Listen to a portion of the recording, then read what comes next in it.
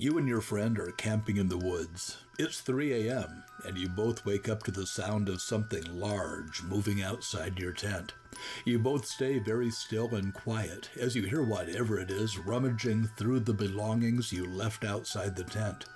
You pray that the thin fabric of your tent will protect you from whatever is outside, but you know in your heart of hearts that it would be no protection at all if this, whatever it is, really wanted to get inside. Then you hear branches breaking as your mysterious visitor moves on. You and your friend convince each other that it was just a bear, but the next morning when you peek your heads outside the tent, instead of seeing bear tracks, you see tracks that look human. The only difference is they're twice the size of yours. Does Bigfoot exist? Many people swear to it. Need convincing? Join me on a revisit to the Bigfoot Crossroads of America Museum in Hastings, Nebraska. Hi everybody, I'm Jeff, and I'm getting ready for my next road trip adventure. I have my socks. I have my hat. And I have my wingman. And I'm ready to go do some squatching. Thanks for joining me today on Backroads Tourist. You know, many people think that Bigfoot lives exclusively in the Pacific Northwest and Canada, but there have actually been reports of the big guy all over the United States, including Nebraska, the Cornhusker state. So today I'm visiting Nebraska's very own Bigfoot Museum, the Bigfoot Crossroads of America Museum and Research Center in Hastings.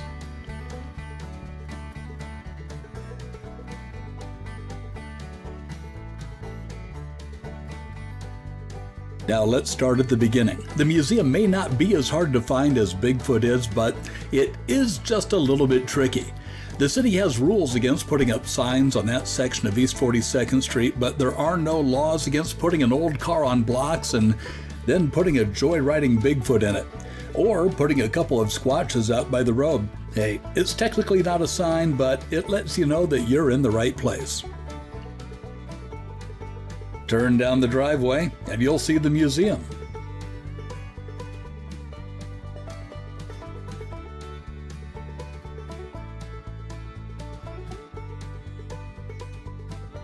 No doubt one of the first people you're going to meet is the museum's owner, Harriet McFeely, also known as the Bigfoot Lady. And I'll tell you, Harriet is great. She's going to tell you all about the history of Bigfoot in Nebraska and answer any questions that you might have. And if you want stories, Harriet has a bucket load of them.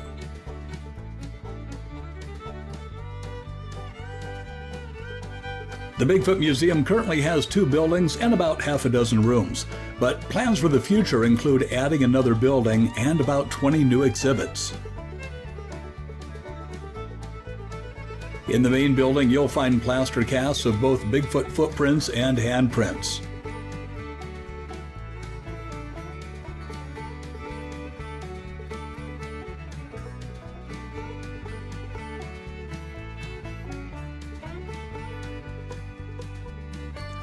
You'll also find replicas of some very odd skulls that have been discovered, as well as some other Bigfoot-related items.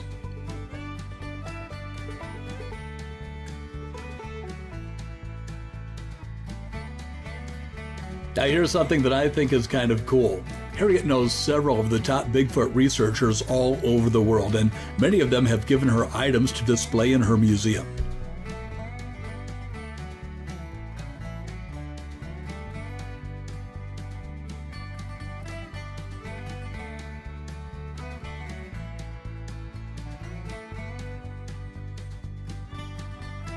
And if you want to get a selfie with a Sasquatch, this is the place to do it.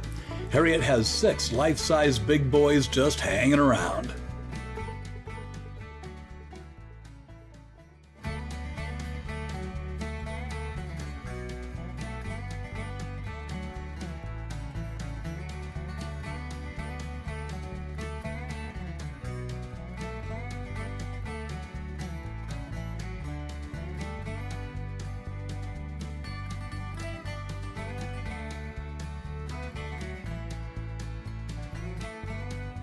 If you're liking what you're seeing, prove it to the world by pressing that like button.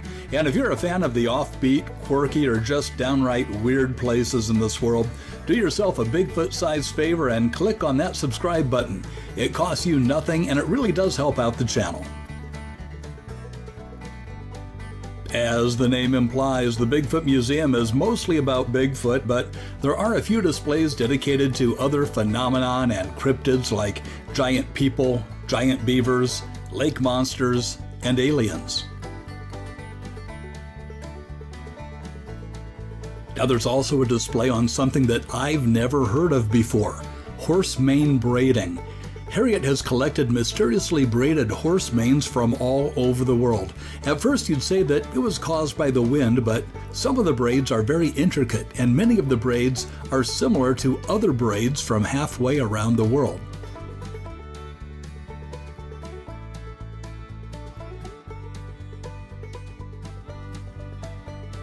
So, since I know nothing about this, I'm curious. If you're a horse owner, have you ever experienced anything like this?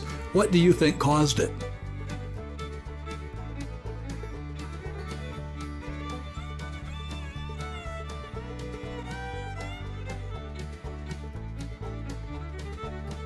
And as long as we're talking about mysterious braiding, the museum has this tattered flag on display that was also braided. The flag was flying over a cemetery and was showing signs of wear. When it was taken down, this was what it looked like. Could this braiding have been caused by the wind? I'll let you ponder that.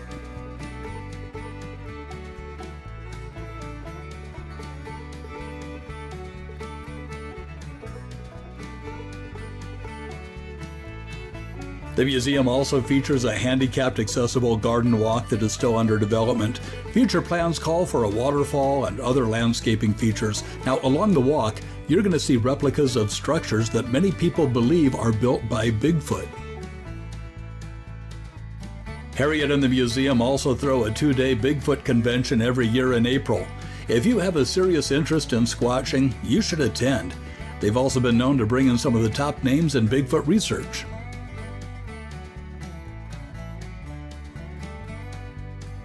So, to sum things up, if you have an interest in Bigfoot or cryptozoology, you're going to have a good time at the Bigfoot Museum.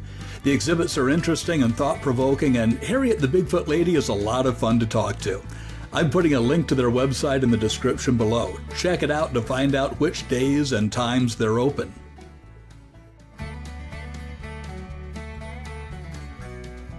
Thanks again for joining me today on my squatching adventure in Hastings here on Backroads Tourist. I'm Jeff, and I'll see you on the Backroads.